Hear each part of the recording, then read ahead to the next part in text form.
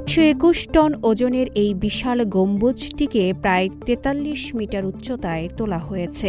মহাজগতের রহস্য নিয়ে সেই সৃষ্টির শুরু থেকেই মানুষের কল্পনার শেষ নেই। কি আছে দুনিয়ার বাইরে? তারা স্পেস কম্পিউটিং বা মহাকাশ ভিত্তিক কম্পিউটিং শিল্পকে আরও শক্তিশালী ও প্রসারিত করতে কাজ করে যাবে। প্রকৃতির এই অপরূপ দানকে কেন্দ্র করে চীনে এখন বইছে পর্যটনের জোয়ার। বন মোরগরা সাধারণত বহু বিবাহে অভ্যস্ত। বিস্ময়ে মোড়া রহস্যে ঘেরা আমাদের এই পৃথিবী, সীমাহীন মহাশূন্য থেকে মহাসাগরের অতল গহ্বর। প্রকৃতির পরতে পরতে লুকিয়ে আছে জ্ঞানের অফুরন্ত ভাণ্ডার। দূর দূরান্তে মহাবিশ্বের অপার রহস্য, অন্যদিকে অণুজীবের জটিল জগৎ। এই দুই বিপরীত স্রোত বয়ে আনছে বিস্ময়ের ধারাবাহিকতা। আধুনিক বিজ্ঞান প্রতিনিয়ত উন্মোচন করে চলেছে প্রকৃতির সেই অজানা জগৎকে। নতুন আবিষ্কার আর উদ্ভাবনের হাত ধরে আমরা পৌঁছে যাচ্ছি প্রকৃতি আর মহাবিশ্বের বিস্ময় গাথার দোরগোড়ায়। অজানা সেই জগৎ সম্পর্কে জানতে এবং জানাতে আমাদের নিয়মিত আয়োজন বিজ্ঞান ও প্রকৃতি। আপনাদের সঙ্গে আছি আমি হোসনি মোবারক সৌরভ এবং আমি শুভ আনোয়ার। দর্শক, শুরুতেই বিজ্ঞান ও প্রযুক্তি।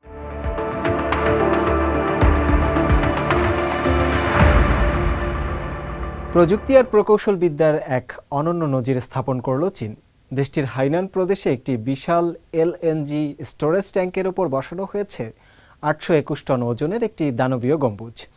তবে অবাক করার মতো বিষয় হলো, এই বিশাল কাঠামোটি ওপরে তুলতে কোনো ক্রেন ব্যবহার করা হয়নি, বরং ব্যবহার করা হয়েছে বাতাসের চাপ। চীনের জ্বালানি নিরাপত্তার এই গুরুত্বপূর্ণ প্রকল্পের অগ্রগতি নিয়ে বিস্তারিত জানাচ্ছেন আফরিন মিম। চীনের হাইনান দ্বীপে চলছে জ্বালানি খাতের এক বিশাল কর্মযজ্ঞ। পাইপ চায়না সফলভাবে সম্পন্ন করেছে দানবীয় এক গম্বুজ বা ডোম উত্তোলনের কাজ। 821 টন ওজনের এই বিশাল গম্বুজটিকে প্রায় 43 মিটার উচ্চতায় তোলা হয়েছে। অবাক করা বিষয় হল, কোনো বিশালাকার ক্রেন নয়, নিউমেটিক লিফটিং বা বাতাসের চাপের মাধ্যমে এটিকে উপরে তোলা হয়। ইঞ্জিনিয়ারদের জন্য এটি ছিল এক বিশাল চ্যালেঞ্জ। ডিজিটাল মনিটরিং সিস্টেমের মাধ্যমে রিয়েল টাইমে এর গতিপথ পর্যবেক্ষণ করা হয়েছে। গম্বুজ এবং ট্যাঙ্কের কাঠামোর মধ্যে বিচ্যুতি ছিল মাত্র 2 মিলিমিটারের কম। এই প্রকল্পে আধুনিক ডিজিটাল কন্ট্রোল প্রযুক্তি ব্যবহার করে স্টোরেজ ট্যাঙ্কের গম্বুজ তোলার পুরো প্রক্রিয়াটি রিয়েল টাইমে নজরদারি করা হয়েছে। ফলে গম্বুজ ও কম্প্রেশন রিংয়ের মধ্যে সামান্যতম অমিলও নিয়ন্ত্রণে রাখা সম্ভব হয়েছে মাত্র 2 মিলিমিটারের মধ্যে। এই সফল কাজটি শুধু ভবিষ্যতে ট্যাঙ্ক নির্মাণকে দ্রুত ও সহজ করেনি, বরং হাইনানকে আসিয়ান অঞ্চলের জন্য একটি গুরুত্বপূর্ণ এলএনজি সরবরাহ কেন্দ্র এবং এশিয়া প্যাসিফিক অঞ্চলের একটি বড় গুদাম ও পণ্য পরিবহন কেন্দ্র হিসেবে গড়ে তুলতে শক্ত ভিত্তি তৈরি করেছে। হাইনান এলএনজি প্রকল্পের দ্বিতীয় পর্যায়ে 2,20,000 ঘনমিটার ক্ষমতার 3টি বিশাল ট্যাঙ্ক তৈরি করা হচ্ছে। এরই মধ্যে প্রকল্পের 50% কাজ শেষ হয়েছে, যা 2027 সালের মধ্যে পুরোপুরি সম্পন্ন হওয়ার কথা রয়েছে। পুরো প্রকল্পটি শেষ হলে এই সুবিধা কেন্দ্রে গ্যাস সংরক্ষণের ক্ষমতা দ্বিগুণ হবে, যা দক্ষিণ চীনের উপকূলীয় অঞ্চলে পরিচ্ছন্ন জ্বালানি সরবরাহ এবং জরুরি পরিস্থিতিতে গ্যাসের চাহিদা মেটাতে গুরুত্বপূর্ণ ভূমিকা রাখবে। আফরিন মিম, সিএমজি বাংলা। মহাবিশ্বে কত কিছুই জানার বাইরে, সেই রহস্য উন্মোচনে দীর্ঘদিন ধরে প্রচেষ্টা চালিয়ে আসছেন চীনের বিজ্ঞানীরা।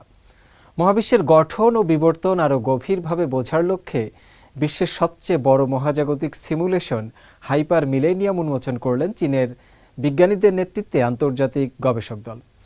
প্রকাশিত এই সিমুলেশনটি একটি শক্তিশালী ডিজিটাল অনুষঙ্গ হিসেবে কাজ করবে, যার মাধ্যমে মহাবিশ্বের দীর্ঘমেয়াদী পরিবর্তন ও গঠন প্রক্রিয়া বিশ্লেষণ করা সম্ভব। লুৎফর কবিরের প্রতিবেদনে জানব বিস্তারিত। মহাজগতের রহস্য নিয়ে সেই সৃষ্টির শুরু থেকেই মানুষের কল্পনার শেষ নেই। কি আছে দুনিয়ার বাইরে? মানুষ প্রতিনিয়ত নিজেকে প্রশ্ন করে হাতড়েছে উত্তর। যুগের পর যুগ বিজ্ঞানীদের অনুসন্ধানের ফলে আজ মহাজগতের অনেক কিছুই আবিষ্কার করেছেন বিজ্ঞানীরা, কিন্তু আজও থেমে নেই জানার সেই ক্ষুধা। মহাবিশ্বের গঠন ও বিবর্তন আরও গভীরভাবে বুঝতে বিশ্বের সবচেয়ে বড় মহাজাগতিক হাইপার মিলেনিয়াম সিমুলেশনটি উন্মোচন করে সাড়া ফেলেছেন চীনের বিজ্ঞানীদের নেতৃত্বে এক আন্তর্জাতিক গবেষক দল।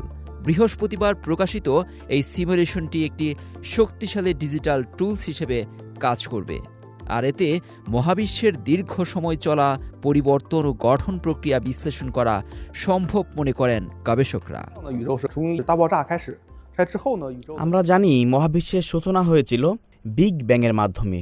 তখন থেকে এর গঠন একটি অত্যন্ত সুষম অবস্থা থেকে ক্রমান্বয়ে বিবর্তিত হয়ে জটিল কাঠামোতে রূপ নেয় এবং অবশেষে একটি মহাজাগতিক জালের রূপ নিয়েছে, যা এখন জানার নতুন দুয়ার খুলে গেল। গবেষকদের মতে এই সিমুলেশন 12 বিলিয়ন আলোকবর্ষ দৈর্ঘ্যের একটি বিশাল ঘনকের ডিজিটাল আকৃতি তৈরি করা হয়েছে, যেখানে ব্যবহার করা হয়েছে প্রায় 4.2 ট্রিলিয়ন ভার্চুয়াল ডার্ক ম্যাটার কণা। অ্যান্ড বডি নিউমেরিক্যাল সিমুলেশন পদ্ধতির মাধ্যমে গেল 10 বিলিয়ন বছরে মহাবিশ্বের বৃহৎ কাঠামো কিভাবে গড়ে ওঠে সেটাই এতে পুনর্গঠন করেছেন বিজ্ঞানীরা। সহজভাবে বললে বিজ্ঞানীরা একটি সুপার কম্পিউটারের ভেতরে ভার্চুয়াল মহাবিশ্ব তৈরি করেছেন, যা বিগ ব্যাংয়ের পরবর্তী সময় থেকে শুরু করে মহাকর্ষের প্রভাবে ধাপে ধাপে কিভাবে গ্যালাক্সি ও অন্যান্য কাঠামো তৈরি করা হয়েছে তা বোঝা। এই কৃত্রিম মহাবিশ্বের সাহায্যে সৌরজগৎ ও মহাজাগতিক বস্তুর জন্ম ও বিকাশের প্রক্রিয়া বিশ্লেষণ করা যাবে। এছাড়া চীনের মহাকাশ গবেষণা টেলিস্কোপ এবং ইউরোপের মহাকাশ সংস্থার ইউক্লিড মিশনের মতো গ্যালাক্সি জরিপ কর্মসূচিতেও সহায়ক হবে। এই সাফল্য কম্পিউটার সিমুলেশন ভিত্তিক মহাকাশ বিজ্ঞানে চীনের অগ্রগতির আরেকটি গুরুত্বপূর্ণ মাইলফলক। লুৎফর কবির, সিএমজি বাংলা।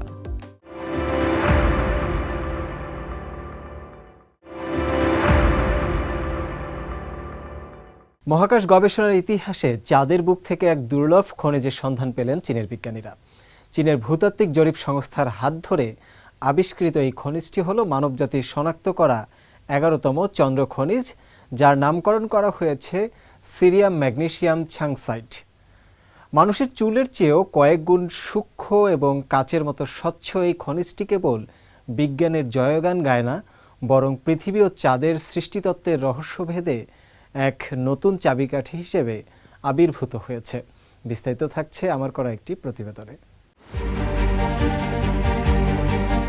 আধুনিক বিশ্বের ডিজিটাল মেরুদণ্ড হল কম্পিউটিং পাওয়ার বা গণনা ক্ষমতা। এতদিন এই ক্ষমতা কেবল বিশালাকার ভূপৃষ্ঠের ডেটা সেন্টারের মধ্যেই সীমাবদ্ধ ছিল।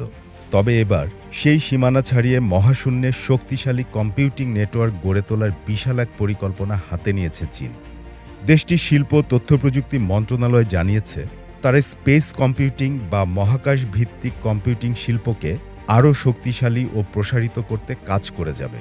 সহজ কথায়, স্পেস কম্পিউটিং হল কৃত্রিম উপগ্রহ বা স্যাটেলাইটের মাধ্যমে মহাকাশেই তথ্য প্রক্রিয়াকরণ বা কম্পিউটেশনাল কাজ সম্পন্ন করা। প্রথাগত ডেটা সেন্টারের তুলনায় এটি স্যাটেলাইট নেটওয়ার্ক ব্যবহার করে পৃথিবীর যে কোনো প্রান্তে নিরবচ্ছিন্ন কাভারেজ দিতে সক্ষম।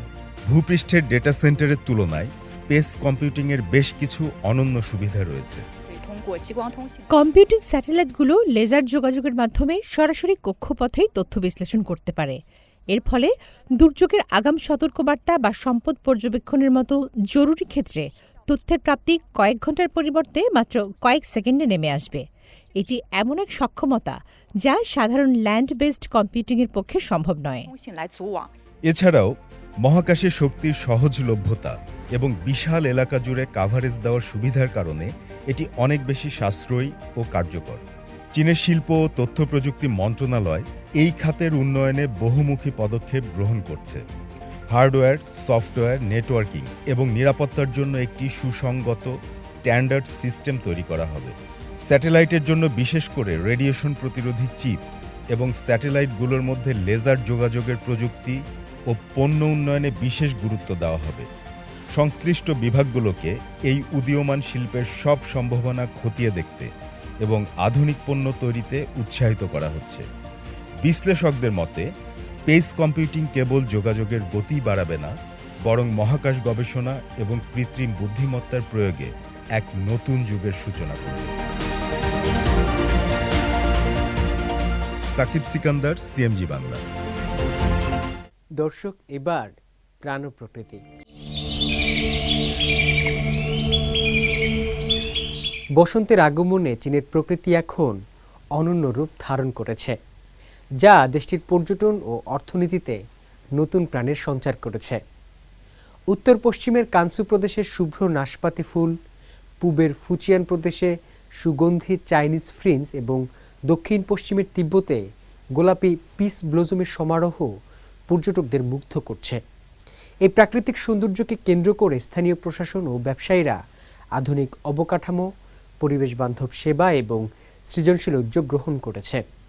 মূলত ঐতিহ্য, আধুনিকতা ও প্রকৃতির এই মেলবন্ধন চীনের পর্যটন শিল্পকে বিশ্ব দরবারে নতুনভাবে পরিচিত করে তুলেছে। প্রকৃতির অমোঘ নিয়মে ঋতুরাজ বসন্তের আগমনে চীন এখন যেন এক জীবন্ত রূপকথা। উত্তর থেকে দক্ষিণ, পূর্ব থেকে পশ্চিম, বিশাল এই দেশটির প্রতিটি প্রান্ত এখন শিল্পীর তুলিতে একা এক বর্ণিল ক্যানভাস।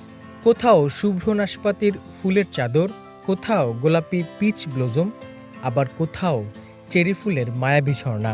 প্রকৃতির এই অপরূপ দানকে কেন্দ্র করে চীনে এখন বইছে পর্যটনের জোয়ার, যা একসঙ্গে দেশটির অর্থনীতি ও জনজীবনে নিয়ে এসেছে নতুন এক প্রাণচাঞ্চল্য। উত্তর পশ্চিম চীনের কানসু প্রদেশের লিনশিয়া শহর এখন পর্যটকদের প্রধান গন্তব্য। এখানকার ঐতিহ্যবাহী নাশপাতি বাগানগুলোতে এখন ফুলের সমারোহ। পাহাড়ের ঢাল থেকে শুরু করে লোকালয়, সবই এখন সাদা ফুলের শুভ্রতা ঢাকা। স্থানীয় প্রশাসন এই প্রাকৃতিক সৌন্দর্যকে কাজে লাগিয়ে পর্যটন ব্যবস্থাকে করেছে আরও আধুনিক। সেখানে গড়ে তোলা হয়েছে পরিবেশ বান্ধব ডাইনিং এবং বিশ্রামাগার। প্রাচীন স্থাপত্যের মাঝে বসে দিগন্তজোড়া সাদা ফুলের সমারোহ দেখার এই সুযোগ মে মাস পর্যন্ত থাকবে বলে ধারণা করা হচ্ছে। পূর্ব চীনের ফুচিয়ান প্রদেশের রাজধানী ফুচৌ এখন মম করছে চাইনিজ ফ্রিঞ্জ ফুলের সুবাসে। বিশেষ করে ঐতিহাসিক 3 লেসন অ্যান্ড 7 অ্যালিস এলাকায় এই ফুলকে কেন্দ্র করে শুরু হয়েছে বিশেষ সাংস্কৃতিক উৎসব। এখানকার ক্যাফেগুলো পর্যটকদের জন্য নিয়ে এসেছে অভিনব চমক। এই ফুলের থিম থেকে অনুপ্রাণিত হয়ে তারা তৈরি করেছে এপ্রিল নামক একটি 3D কার্টুন চরিত্র, যা ল্যাটে কফির উপরে ফুটিয়ে তোলা হয়। বড় বড় সাদা ফুলের গাছের নিচে বসে এই আধুনিক কফির স্বাদ নেওয়া পর্যটকদের কাছে এক অনন্য অভিজ্ঞতা হিসেবে ধরা দিয়েছে। এই সৃজনশীল উদ্যোগ স্থানীয় ক্যাফে ও পর্যটন বাজারকে অভাবনীয়ভাবে চাঙ্গা করে তুলেছে। দক্ষিণ পশ্চিম চীনের শিচাং স্বায়ত্তশাসিত অঞ্চলের ইয়ারলুং চাংবো অ্যান্ড গ্র্যান্ড ক্যানিয়ন এখন যেন এক স্বর্গপুরী। মেঘে ঢাকা বিশাল পাহাড়ের পাদদেশে হাজার হাজার পিচ গাছ গোলাপি ও সাদা ফুলে ভরে উঠেছে। নীল আকাশ, তুষার শুভ্র পাহাড় আর নিচে এই রঙের মেলা, সব মিলিয়ে এক অপূর্ব বৈপরীত্য সৃষ্টি হয়েছে। মার্চ থেকে এপ্রিল পর্যন্ত বিস্তৃত এই মায়াবী রূপ দেখতে বিশ্বের বিভিন্ন প্রান্ত থেকে পর্যটকরা ভিড় জমাচ্ছেন। এই দুর্গম পাহাড়ি এলাকাটি এখন ফুলের ছোঁয়ায় হয়ে উঠেছে উৎসব মুখর। বসন্তের এই পুষ্পশোভিত রূপ কেবল প্রাকৃতিক সৌন্দর্যই বাড়ায়নি, বরং চীনের পর্যটন শিল্পে এক নতুন গতির সঞ্চার করেছে।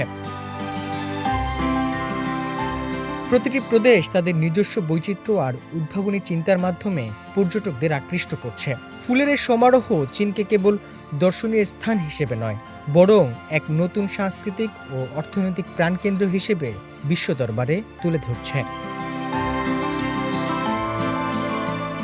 হোসনে মোবারক সৌরভ, সিএমজি বাংলা।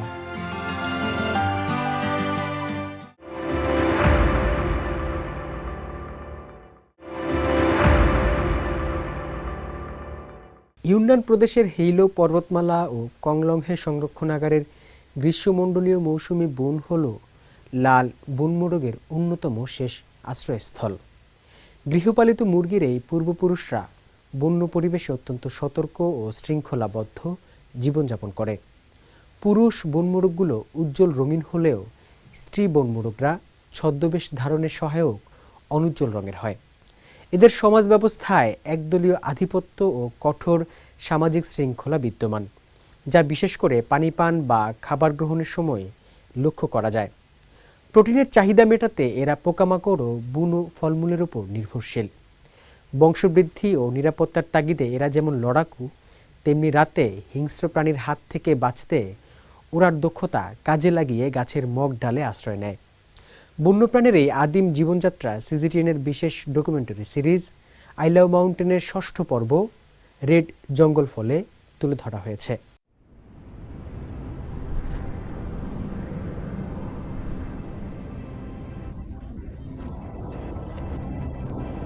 এখন লাল বন মোরগের সান্ধ্যকালীন খাবারের সময়। গৃহপালিত মুরগির এই পূর্বপুরুষরা দেখতে অনেকটা আমাদের চেনা মুরগির মতোই, তবে আকারে কিছুটা ছোট। পুরুষ বনমোরগগুলোর গায়ে থাকে ধাতব উজ্জ্বলতা মাখানো রঙিন পালক, আর অন্যদিকে স্ত্রী বনমোরগগুলোর গায়ে রং কিছুটা অনুজ্জ্বল তামাটে, যা বনের পরিবেশে ছদ্মবেশ ধারণ করে শত্রুর হাত থেকে বাঁচতে সাহায্য করে। রঙের এই ভিন্নতা তাদের বেঁচে থাকা এবং প্রজননের জন্য অত্যন্ত গুরুত্বপূর্ণ।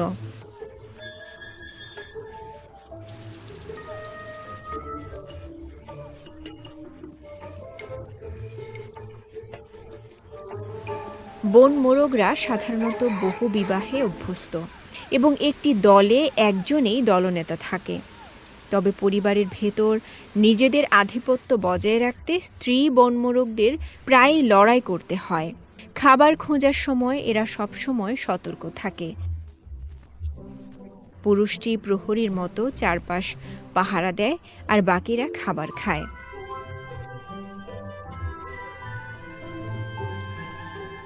এদের খাদ্য তালিকায় রয়েছে বনো ফুল, ফল, পাতা ও বীজ।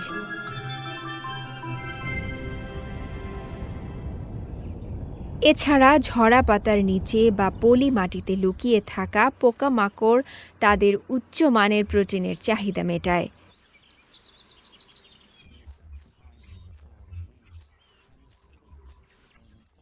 ফেব্রুয়ারি থেকে মে মাস পর্যন্ত এদের প্রজনন ঋতু চলে, তাই এ সময় স্ত্রী মোরগদের পর্যাপ্ত শক্তি সঞ্চয় করতে হয়। কংলংহ প্রাকৃতিক সংরক্ষণাগারে এখন শুষ্ক মৌসুম। মাটিতে পড়ে থাকা ফল আর বীজের দখল নিয়ে মাঝে মধ্যে স্ত্রী মোরগদের মধ্যে দ্বন্দ্ব বেঁধে যায়।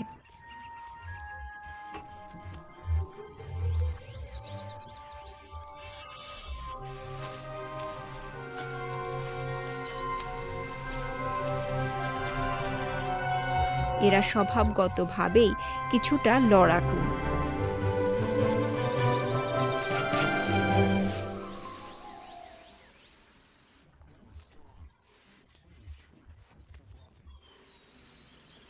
পুরুষ মোরগদের পায়ে থাকা ধারালো কাঁটা লড়াইয়ের জন্য এক মোক্ষম অস্ত্র। তবে নিজেদের মধ্যে রক্তক্ষয়ী সংঘর্ষ এড়াতে পুরুষটি অনেক সময় পরিবারের জন্য নতুন কোনো খাবারের উৎস খুঁজতে খোলা জায়গায় চলে যায়। নদীর ধারের নুড়ি বিছানো চরে প্রচুর খাবার থাকে, আর এখানকার ছোট ছোট পাথরকুচি তাদের হজমে সাহায্য করে।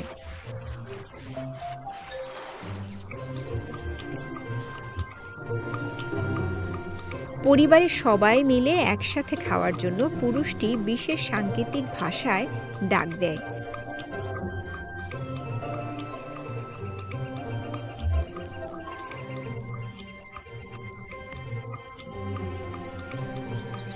খাবার প্রচুর থাকলে স্ত্রী মোরগদের বিবাদ মিটে যায়। তবে পানি খাওয়ার সময় তারা একটি কঠোর সামাজিক শৃঙ্খলা মেনে চলে, যেখানে মর্যাদাক্রম অনুযায়ী প্রত্যেকে নিজের সিরিয়াল আসার অপেক্ষা করে। দিনের বেলা মাটিতে খাবার খুঁজলেও রাতে এরা নিরাপত্তার জন্য গাছের মগডালে ঘুমায়। তাই ওরা এদের জন্য এক অপরিহার্য দক্ষতা। অন্ধকার নামার আগেই তারা বনের গহীনে নিজেদের ঠিকানায় ফিরে যায়। চীনে লাল বনমোরগের জন্য যে অল্প কিছু আবাস স্থল টিকে আছে, কংলংহ তার মধ্যে অন্যতম। এখানে তারা তাদের হাজার বছরের প্রাচীন জীবনধারা অক্ষুণ্ণ রেখে টিকে আছে।